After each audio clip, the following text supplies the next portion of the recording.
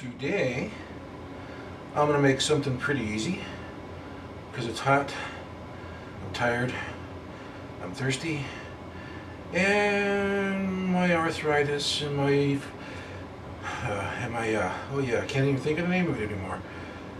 And my neuropathy, yeah. Drew blank there.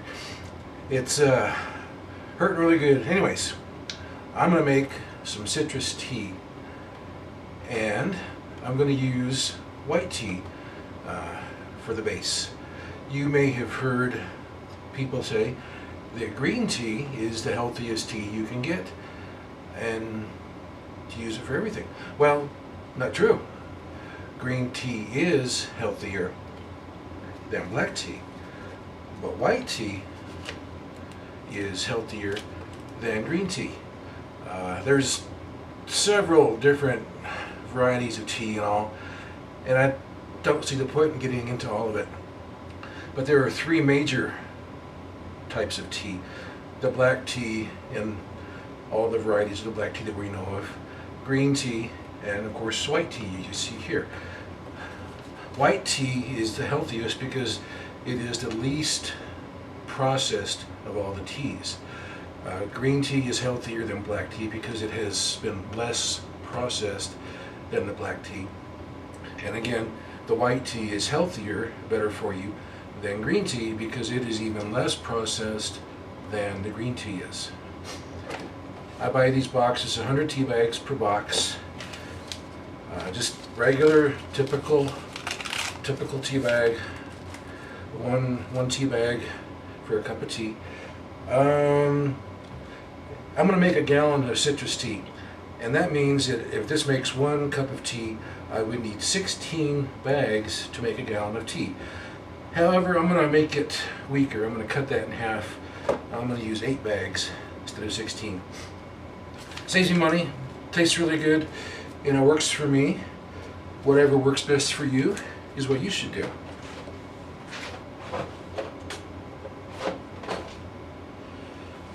So, I've got 8 tea bags here. I'm going to use this. Tip it over so you can see it. It's a iced tea maker. I bought it a couple years ago, so you can see it's pretty dirty. Water goes in the top. It's on that side right now. I don't feel like messing with the camera to make it all fit. But this, I've had it about 2 years and it works really good for me. It's under $20 and it works really, really good. This is the filter part. If you're just making tea, you don't need a filter. You could just put the tea bags in here just like that. I've experimented. I don't know that matters a whole lot. I've just dropped them in there, helter-skelter. I've stacked them like this, stacked them this way. I've tried various things and it doesn't seem to really make a whole lot of difference. But I decided to go ahead and I keep stacking them in there at the angle like this. Just like so. But because I'm going to do a little bit different, I'm going to make some super citrus tea. So I'm going to use a coffee filter in addition. The reason being, it's hard to see because of the tea stains, but way down in there, it's a little drain hole where the tea comes out. It's hard to see it, but it's a really small hole. And if you put anything in here that's loose, even loose tea leaves, they can plug up that hole, and then you have a nice puddle of hot tea all over your counter. Don't ask me how come I know that will happen. Just take my word for it.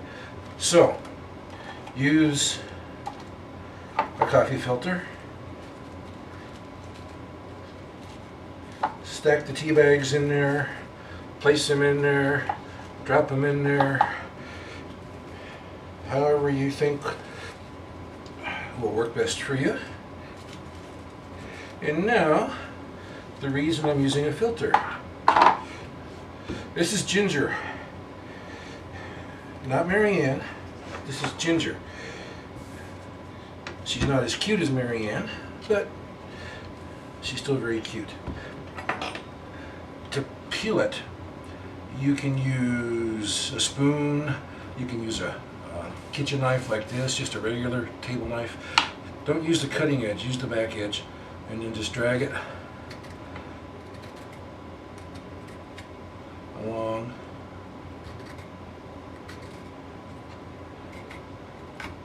the ginger, just like that.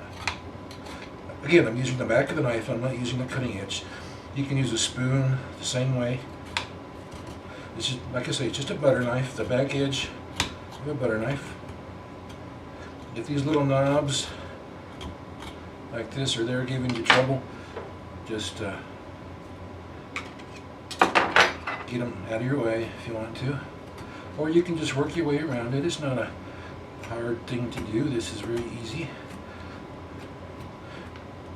I'm going to add, obviously, if you haven't figured it out, I'm going to add some ginger to my tea. And what I have found works best for me is buy a chunk of ginger like this, slice it really, really, really thin as you can.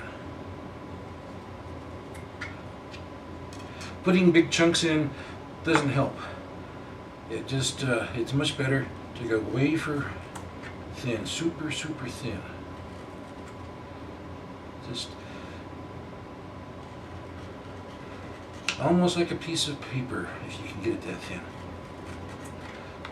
You go ahead and slice the whole thing up, then lay these out and put them into a zip type plastic bag and put them in the freezer. If you freeze it whole like this, it'll become mushy when you thaw it out. You can still use it, it tastes fine, but it's just harder to work with because it's mushy and it's leaking ginger all over the counter. Smells really nice, but just go ahead and slice it up. Slice it up and put it in a plastic bag and put it in the freezer. And then you can just take out one or two slices, whatever you need in the future. It works great. Give it a try. Anyhow, back to the tea. I'm going to put, just drop it in there. I'm going to go with a couple slices. You can use as much or as little or none if you prefer. That's all up to you. I'm going to fill up the iced tea maker with water.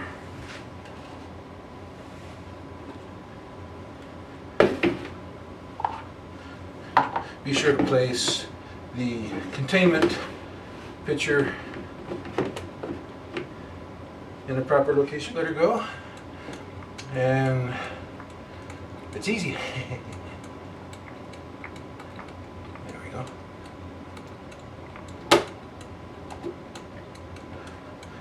Make sure the pitcher is properly positioned underneath the drain hole there. If it's just a little bit too far out, you'll have a nice puddle of tea all over your counter again. Don't ask me. Anyways, stick around, it'll be ready in just a minute. Well, the tea is finished brewing. So, take the little filter basket out and dispose of the unwanted contents. By the way, I finished slicing up the rest of the ginger. It's ready to go into the freezer. So I can take out a slice or two whenever I want to add it to the tea or to a glass of water or whatever I might want to do with it. It's all ready to go in the freezer.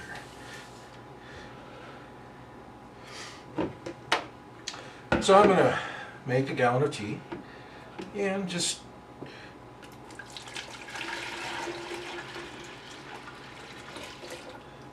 like that. I made some giant ice cubes in these little bowls so I can add them to this pitcher of tea to cool it down quicker. There's another one, just a big chunk of ice to help cool it down faster.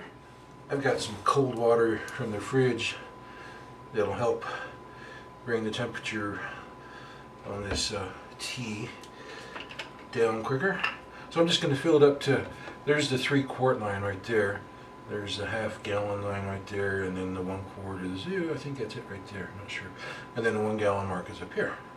So I'm just going to bring enough water to bring this up to the 3-quart line.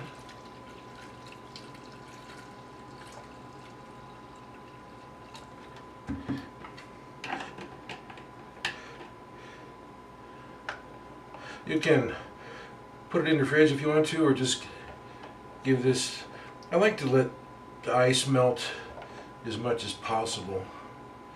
It'll take it a few minutes because it's still pretty hot.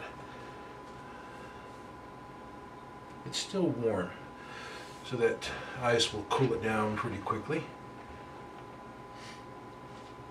Then I'll add the rest of the ingredients here to bring it down, bring it up to a gallon, I should say. Well, the ice is pretty much all melted. So now we can customize it to give it the taste we want. So what I use, orange juice, lemon juice, and lime juice. And my secret weapon. This is pure orange extract. And because I'm only going to use 1 quart of orange juice to make a gallon total, it's going to be weak in flavor. So that's what this orange extract is for, is to boost the orange flavor. That's the way I like it, okay? So, to start with, I'm going to use, well, let's see here, what will be, I'm going to use a 1/4 teaspoon of orange extract here. I'm trying to get to where you can see a little bit better, and hopefully I won't spill a whole lot and make a huge mess.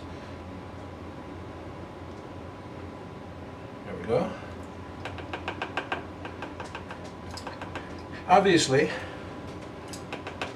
you can use more or none, depending on your own personal taste. And I'm going to use, you can use obviously fresh orange, lemon, and lime juice if you prefer. It's just a whole lot easier to keep the lime juice and the lemon juice in this concentrate. In this particular instance, I don't think it makes a huge taste difference. So it's just whatever you like best. You can have more or less of each. Okay.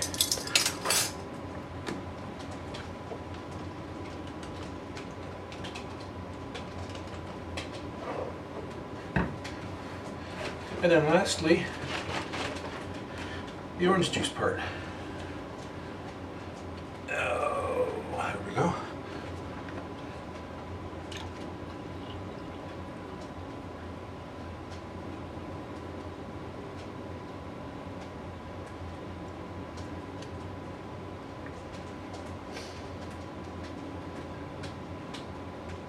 You may want to add just a tiny bit of water to the orange juice jug here, and then swish it around to get all that orange juice out.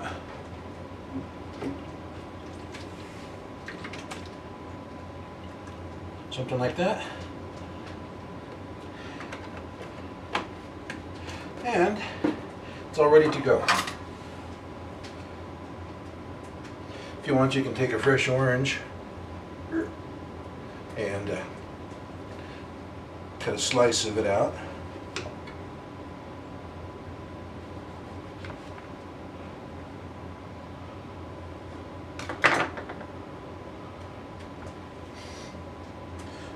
Just to decorate a little bit. Try not to spill.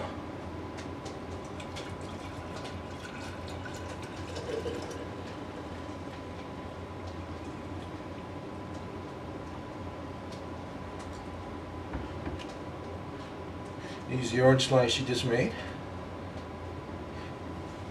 Ordinarily, I just go ahead and fill that glass up because you're going to want to drink a full glass of your own homemade citrus tea. But if you're having trouble giving up drinking pop or soda or whatever they happen to call it where you live, here's a little trick. I'm just using some sparkling water.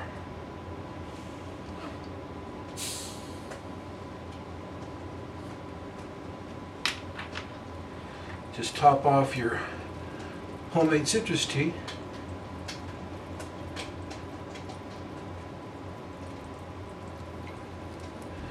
With some sparkling water. That'll give you a little bit of the carbonation and the fizz. And it's there. Give it a try. It's easy to make. It's much better for you. You can buy those pre-made citrus tea. There we go. At the store, and they taste really wonderful. But they seem to have a lot of high fructose corn syrup and additives and stabilizers and all kinds of other stuff that you probably don't want, but if you do, that's okay too. Anyways, it's good stuff. Give it a try. It's a really, really good homemade citrus tea.